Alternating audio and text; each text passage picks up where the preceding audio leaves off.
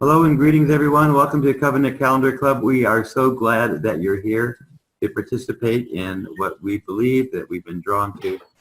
We pray that you are richly blessed as we investigate Yahuah's Covenant Calendar this evening. And with that said, we want to take a moment just to give you a warm shout out and greeting by saying hello. Shall we, everyone? Yes. Hello. Welcome, everyone. Hello. And with that, we'll go ahead and get started. We're going to turn the screen over to Tim, and it's all yours, brother. Baruch Hashem Yahuah. Thank you very much. Okay, I'm going to bring up the screen here. This is an interesting study. I quite like this study. It's very different. When I first looked at it, when I first discovered a few things in here, the hair almost stood up the back of my neck. It was just a very, very interesting study. I hope you guys see it like I did. I'm going to ask you a pretty strange question tonight. Why did Yahuah's ark not need a periscope? And that would be a pretty strange question considering that Noah had an ark. But I have good reason to ask this question, and I hope to be able to show this to you. Which calendar guided Noah's ark? Who was the actual captain of the ark? Was Noah in charge of the ark itself? Or was Noah only in charge of the animals within the ark? Ultimately, who is in charge of guiding the ark's paths through the raging waters?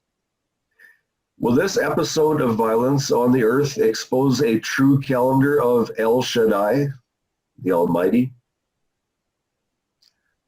Who was guiding the ark? Yahuah was the guiding commander. Elohim remembered Noah and all the beasts and all the cattle that were with him in the ark. And Elohim made a wind to pass over the earth, and the waters subsided. Do you think it would be wise to consider the time frames recorded in the scriptures while searching out the calendar topic?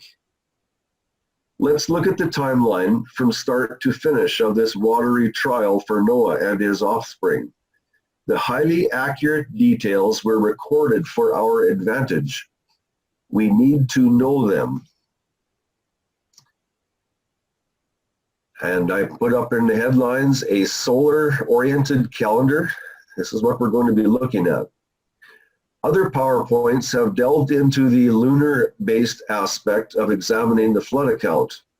There has been a solid record of non-alignment with the scriptures in these attempts to correlate the flood account with a lunar-based calendar. Taking the cue from prophetic time and hundreds of hours of study on the solar light-based covenant calendar, we will be examining the Tekufa-based calendar. We will be comparing the lunar-based systems after viewing the scriptural documentation.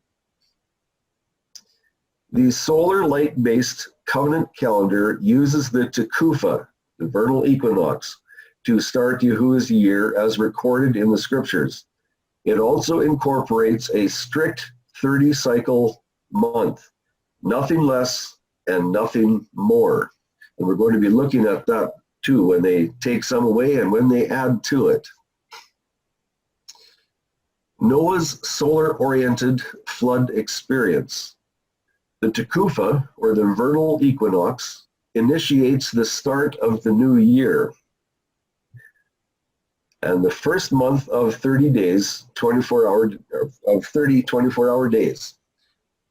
Methuselah, Enoch's son, dies. That happened in the first month. And there we see the 10th day of the second month.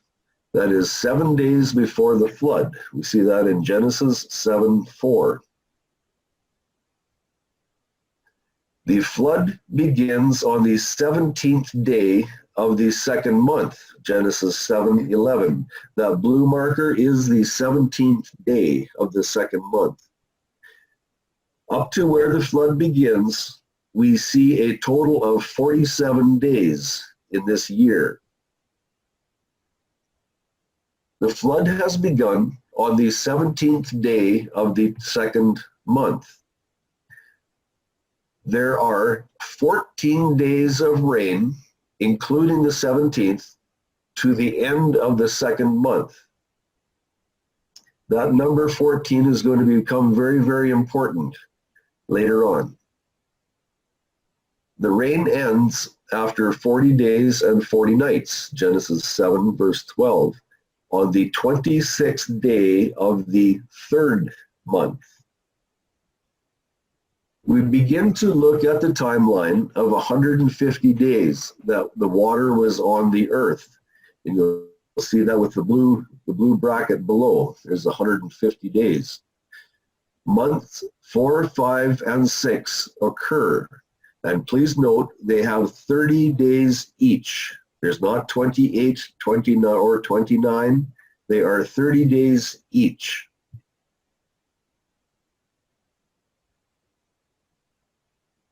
There has now accumulated 134 days since the waters began on the earth, the 17th of the second month to the end of the sixth month. And that 134 days is a very, very important number. We need to remember that. Please note ultra carefully the acclaimed first two quarterly markers of the year. Some claim we are supposed to add 1 day after each quarter to help account for the 5 days over the 360-day count. And if you'll see, there's your first quarter. That's after the first 3 months of the year, and your second quarter is after the second group of 3 months. And we are told by one certain calendar that we are supposed to add 1 day onto that quarter, making that month have 31 days at that point. And I want to question that. This is one of the things we're going to be looking at today. Are those quarterly markers correct? Have we been instructed to add them from the scriptures? Did Moshe add a single day onto or after each quarter? Have the scriptures revealed this as Yahuah's instruction? Genesis 8:3 indicates to us that the waters were on the earth for 150 days. And you'll see these are 1, 2, 3, 4, 5, and 6 months. There's your 134 days coming up to the marker for the end of the 6th month. From the 17th day of the second month up until the last day of the 6th month, we have seen 134 days of water on the earth. And yes, you're going to see some repetition in here. I use that because some of these things we need to get straight, and we need to remember these numbers. So you will be seeing some repetition. Question: how many more days of the 7th month are needed to achieve the full 150 days of water on the earth? We already have 134 days. We need 16 days in the 7th month to achieve the scripture's 150 days of water on the earth. 134 and 16 equals 150. Does this mean the ark rested on the 16th cycle of the 7th month? Right here at this point, you'll notice I got the word rested in a different color. It's in red. I have just been given, or one of our people that are study with us has been giving me a suggestion. He says that, or kind of a question and suggestion, the word rested, can that possibly indicate it was a 7th-day Sabbath? Just an interesting thought. It's I haven't had time to look it out farther and go with it, but it's just something for everybody to think about. If anybody has more on that and they'd like to contribute, I would be very happy to hear that. Exactly what event is it that the scriptures record as occurring on the 16th cycle of the 7th month? I thought the ark landed on the 17th of the month. Genesis says, and in the 7th month, the 17th day of the month, the ark rested on the mountains of Ararat, not the 16th. Please pay attention here. This next portion will point out very explicitly to the high caliber of Yahuah's accuracy within his covenant calendar. What is so important about the 16th of the 7th month? What intricate details make the 16th cycle so important? This is a scriptural description of circumstances nearing the 150th day of the 7th month. Genesis 8:3. And the waters receded, H7725. They receded steadily from the earth. That H7725, the word is shub. Without going into the many sources and definitions, the waters on the earth were gradually and consistently decreasing from the surface of the earth. Shub describes the physical condition over many weeks. Let's now look at Genesis 8:3b and see if you are able to detect a direct and intentional change in Yahuah's action designed to ground the ark.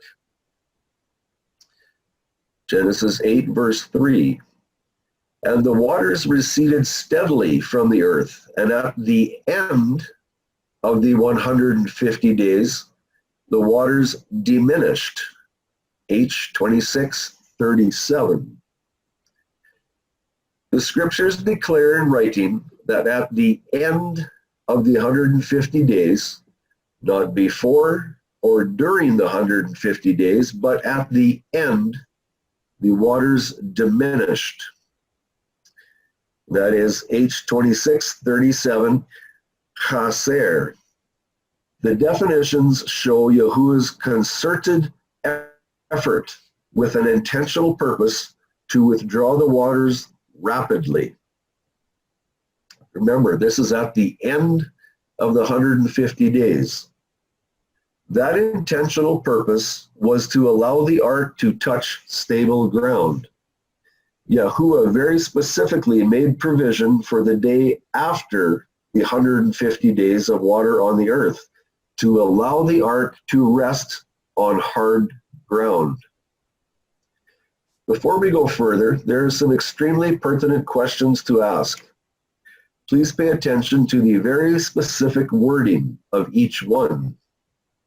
The first question, was it possible for the ark to touch down upon any other day prior to the 151st day of the 7th month?